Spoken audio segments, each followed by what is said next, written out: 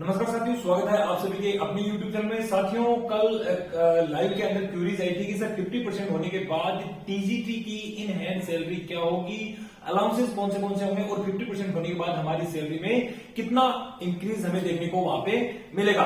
तो देखो साथियों, बताना चाहूंगा कि आपका पे लेवल 7 है, सबको पता है। आपकी जो 50% डी होने के बाद सैलरी क्या रहने वाली है, तो बेसिक पे जो है वो रहेगी आपकी 44,900 रुपए। आपकी बेसिक कितनी रहेगी? 44,900 रुपए रहेगी। अब देखो 50% डीए हो गया, यानी महंगाई भत्ता कितना हो गया है? 50% हो गया है। तो 50% होने के बाद में 44,900 को 50% निकालेंगे तो कितना आएगा? 22,450 रुपए कितना आएगा? आपका महंगाई भत्ता आएगा। यानी 22,450 रुपए हो गया आपका महंगाई भत्ता। 44,900 हो गई आपकी बेसिक पे। अब सेंट्रल गवर्नमेंट का एक और रूल है कि वहां पे वो अपने कर्मचारियों को ट्रेवलिंग अलाउंस देता है, ठीक है, जिसको बोलते हैं टीए। तो टीए कितना है?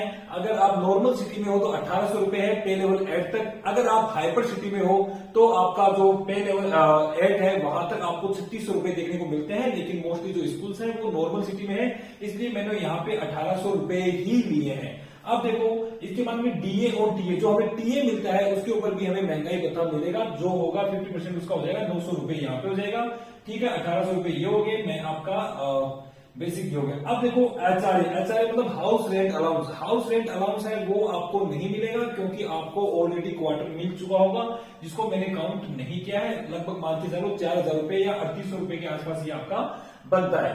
इसके बाद में देखो एनपीएस कॉन्ट्रीब्यूशन। अब एनपीएस कॉन्ट्रीब्यूशन कौन करेगा? ईएमआरएस करेगा, नेस्ट करेगा। अब वो क्या होगा?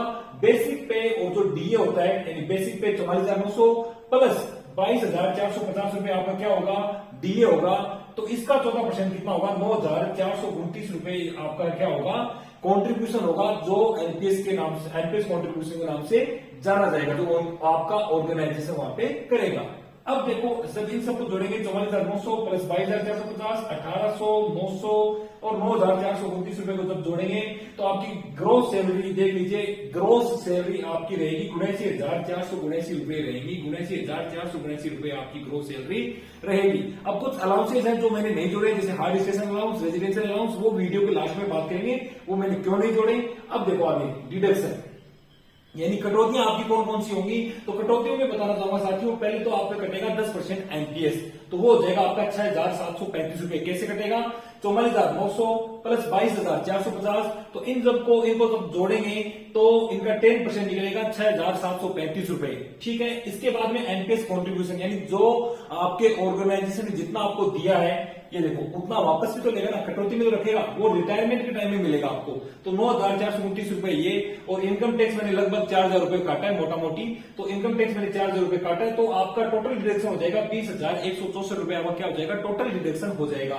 अब देखो in hand salary, in hand salary कितनी होगी? 79,479। देखने में तो पहले बहुत बढ़िया लग रहा था कि यार ग्रोथ सैलरी बड़ी गजब की है, 79,479। लेकिन जैसे ही हम डिडक्शन निकालेंगे 20,164 को, तो अपने पास बचेंगे 59,315 रुपए इन हैंड बचेंगे। 59,315 रुपए क्या बचेंगे?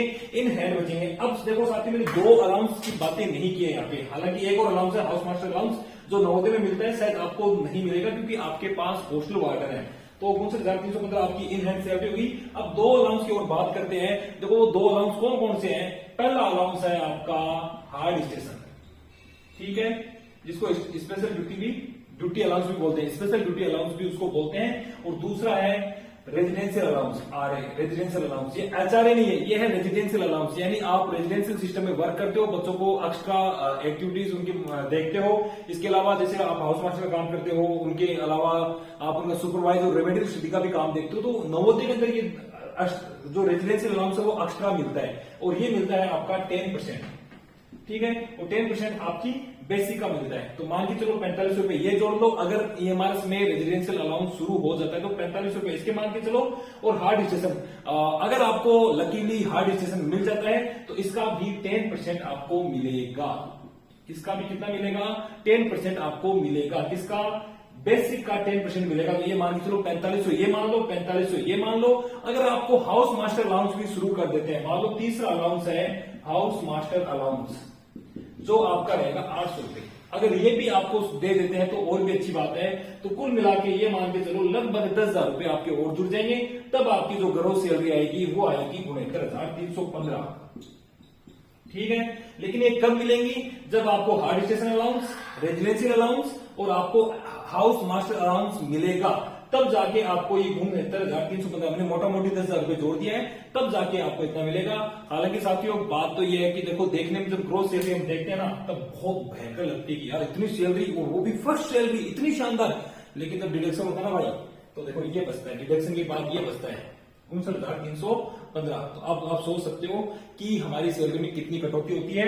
बाकी और कोई भी अगर आपको क्यूरी है, कोई प्रॉब्लम है, तो आप कमेंट बॉक्स में बताएं। कल पीजीटी या जो और कोई पोस्ट होगी तो उसके लिए भी वीडियो बनाएंगे। और साथ ही चैनल अच्छा लगे प्लीज लाइक शेयर और सब्सक्राइब जरूर करें। पुराना वाला चैनल में कुछ प्रॉब्लम्स आ रही है, टेक्निकल इश्यूज चल रहे हैं, इसलिए इस चैनल पे हम काम कर रहे हैं। ओके, थैंक यू, धन्यवाद।